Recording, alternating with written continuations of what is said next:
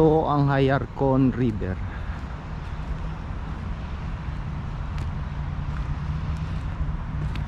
Makikita ito sa lungsod ng Tel Aviv.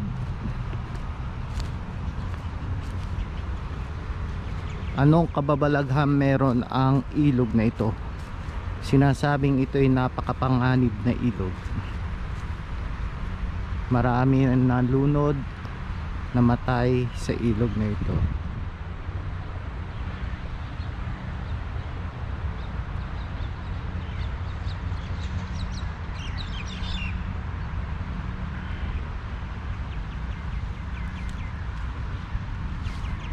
Ito ay sanhi ng madalas na pag-ulan. So maangat ang tubig hanggang dito. At yan, may kalambutan ng lupa. So napakadelikadong tumuntong sa lupang yan. Dahil sa malambot at pwedeng bumulusok pababa. May kasasanhi ng pagkalunod o pagkasakit. Napakadelikado ng ilog nito. Bakit nga pa napakadelikado? Kung mapapansin mo, walang nagtatangkang maligo sa ilog na ito. Marami dito namamangka lang, nangingisda, pero walang nagtatangkang maligo ni isa. Anong merong kababalaghan ang ilog na ito? Mapapansin nyo yan, napakaganda, diba? Masarap kaliguan, pero bakit wala? Kahit sa tag-init, walang naliligo sa ilog na ito. Katabi niya mga puno, mga fig tree, mga balete, acacia trees ang makikita dito sa Hayarkon.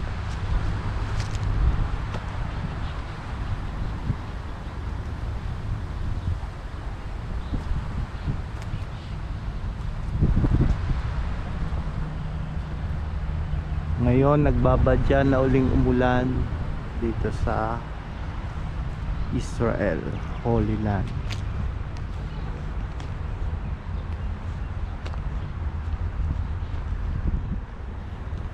Katatapos lang ng mga malalakas na ulan.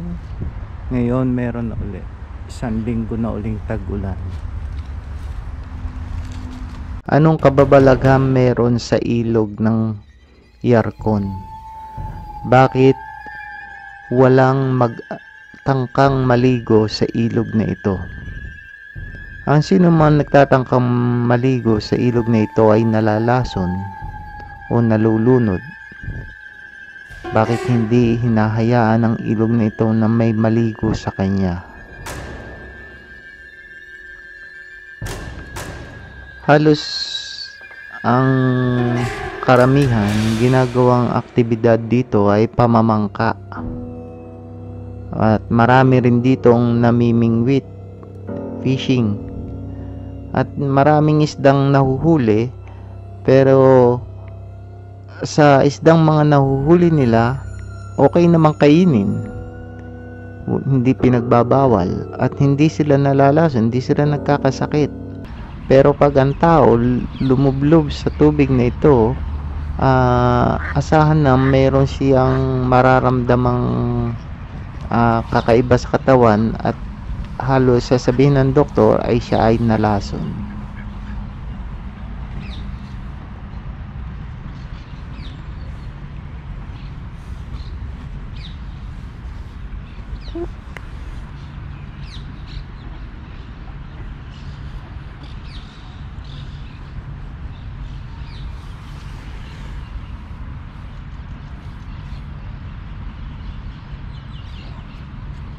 Tumaas, umabot na doon sa halos malapit na sa flooring.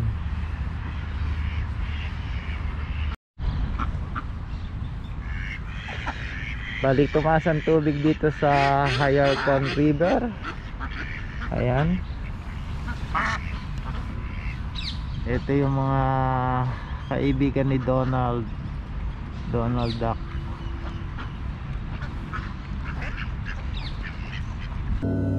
Taong 1997, July 14, nangyari ang Maccabeya disaster. Ito ay kinamatay ng 4 na Australianong atleta. 3 sa kanila ay ang kinamatay ay sanhi ng mga mikrobyo na nakuha sa katawan nila. Hindi pagkalunod ang kinamatay nila, kundi yung mga nakakalasong chemical na take ng katawan nila. At ang 6 na po naman ay nagtamo lang ng mga injured. Bumigay kasi yung Maccabeya Bridge kasi may gaganapin sana dito sa Israel na Maccabeya Games. At dahil sa pag-uumpisa ng larong yon, nagkaroon ng selebrasyon dito sa Yarkon River. At ang mga tao pumunta doon sa bridge na yon, sa Maccabeya Bridge. At hindi kinaya ng bridge, bumagsak ito. At yun ay kinamatay ng 4 at kinasugat naman ng 6 na po.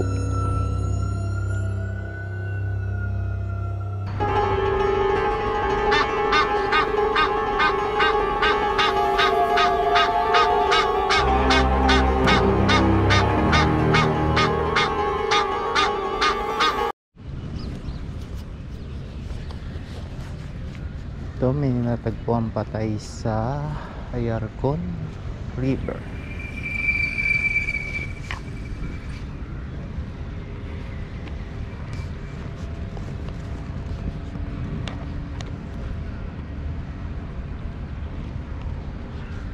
So either na nalunod to o nilunod, mga homeless.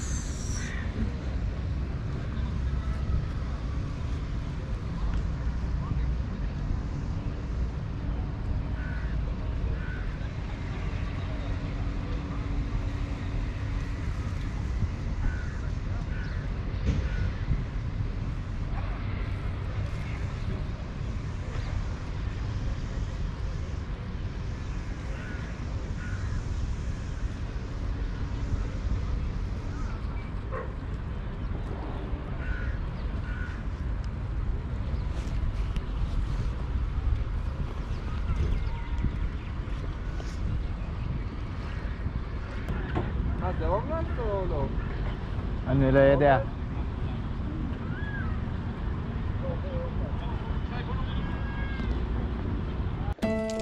Pero kahit napakadelikado ng Yarkon River, ay marami pa rin ditong mga water sports activity kagaya ng mga boating at mga kalimitan yung mga nagro-rowers.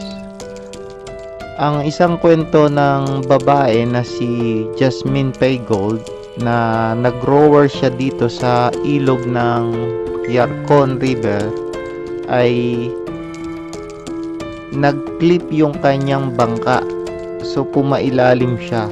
Tumagal yun ng 5 minutes at yun halos muntik na siyang malunod at muntik na siyang mamatay dahil sa mga bakterya na na-take niya. Pero sa kabutihang palad, siya ay naisalba at nakuwan. Sabi nga ng mga doktor ay isang milagro yung pagkabuhay niya dahil tumagal siya ng 5 minutes sa ilalim mismo ng Yarkon River sa tubig. Kaya nung naka-recover na siya, bilang pasasalamat dun sa pangalawa niyang buhay, bumalik siya dito sa Yarkon River at naghagis siya ng mga petals ng bulaklak. Parang nagkuhan siya, nag-alay siya ng seremonya ng pasasalamat. Ang pangalan niya ay Jasmine Paygold.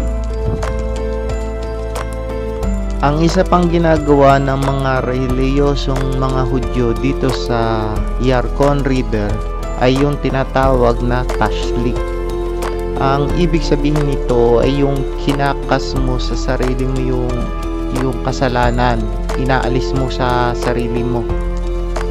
Ang pagsasagawa ng ritual na yon ay kailangan sa mga ilog na may mga isda, nabubuhay na isda. Dito kasi sa Yarkon River, kahit ito ay polluted, maraming nabubuhay na isda dito. Hindi siya totally patay na ilog. Pero delikado yung mga toxins sa tao, pero doon sa isda hindi. Yun nga ang nakakapagtaka, nakakain nila yung isda, marami dito nangingisda, kinakain nila, okay naman sila.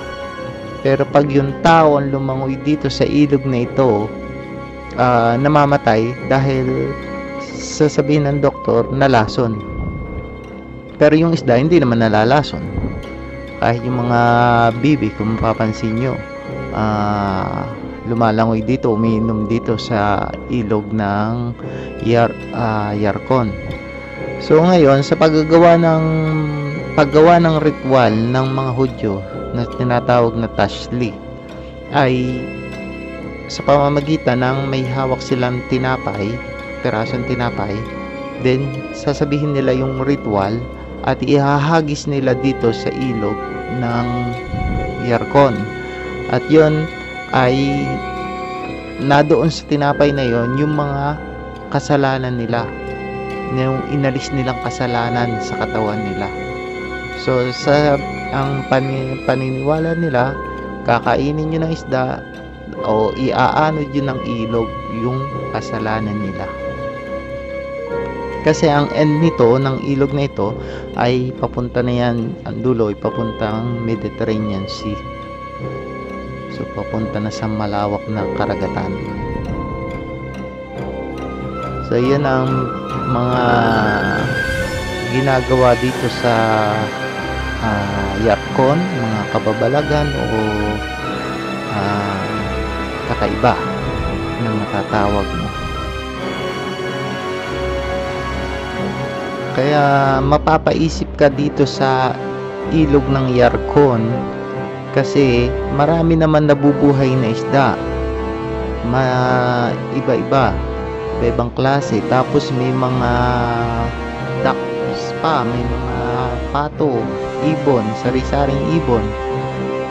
Halos lumalangoy sila dyan sa ilog, kumakain, dyan sila kumakain, huli ng mga makakain nila, umiinom. Pero okay sila, hindi sila nalalason. At marami rin dito nangingisda. Then yung nahuhuling isda, kinakain din naman ng mga mangingisda. Okay naman sila, hindi naman nalalason. Pero pag yung tao na mismo ang lumangoy sa ilog, ay nalalason. So hindi ko alam kung anong kuwan ng ilog na ito. Kaya wala ni isang nagtatangkang lumangoy dito. Ang ginagawa lang nila, yan, yung makita lang yung paligid, mag-unwind, tapos yun, may mga mamangka, ihibutin tong dulo ng Yarkon, pataas, pababa, ganun lang. Kasi nga mahaba itong ilog na ito.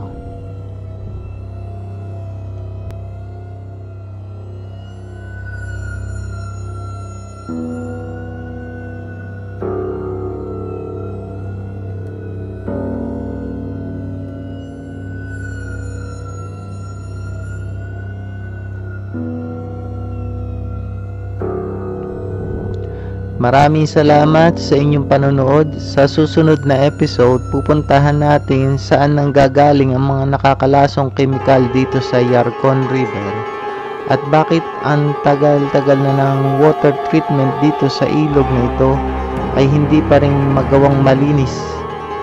Ating alamin yan sa susunod. Kaya sa atin lahat sa ngayon, God in heaven bless us all.